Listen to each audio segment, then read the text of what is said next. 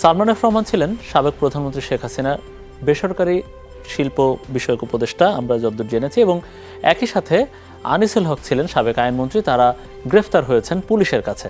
আমরা এই মুহূর্তে রাজধানীর ডিবি কার্যালয়ে মিন্টো রোডে যাচ্ছে। আমাদের সহকর্মী আরিফুর রহমান সবুজ সেখান থেকে জানাবেন। সবুজ, একটু জানতে চাই, আমরা যতদূর জেনেছি এই আটক দুজনকে ঢাকা মহানগর গোয়েন্দা পুলিশ কার্যালয়ে নিয়ে যাওয়া হয়েছে। তো বিস্তারিত কি জেনেছেন, তাদের আসলে কোন মামলায় তাদের গ্রেফতার করা হয়েছে সেই মামলার বিস্তারিত জেনেছেন কিনা, এবং তাদের আসলে কোথায় কিভাবে রাখা হয়েছে, কালকের বা আইনি পদক্ষেপ কি হবে?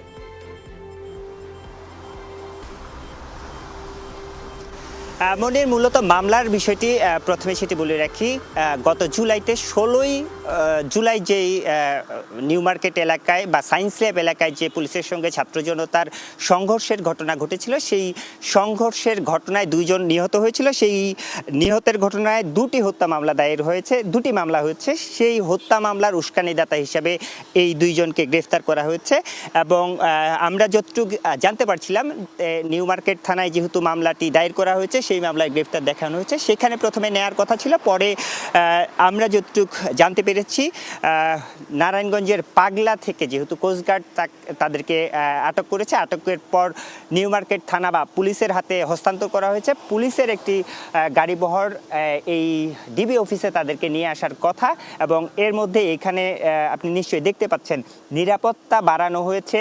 আমরা যদিও এখন পর্যন্ত নিশ্চিত হতে পারিনি, একটি অংশ নিশ্চিত করেছে যে ভেতরে তাদেরকে নিয়ে যাওয়া হয়েছে, এবং তার সত্যতা হিসাবেও আমরা একটু বলতে পারি যে কিছুক্ষণ আগে 10 থেকে 15 মিনিট আগে ডিএমপির যে নতুন কমিশনার, তিনিও এই জায়গায় অর্থাৎ ডিবি কার্যালয়ে এসেছেন।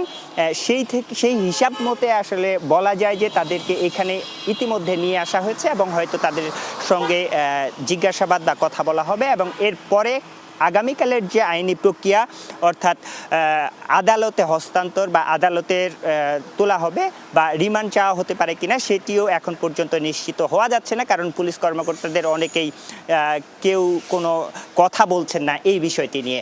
মনির জি, অনেক ধন্যবাদ আপনাকে আরিফুর রহমান সবুজ। তিনি আমাদের সহকর্মী সবুজ ছিলেন ডিবি কার্যালয়ের সামনে।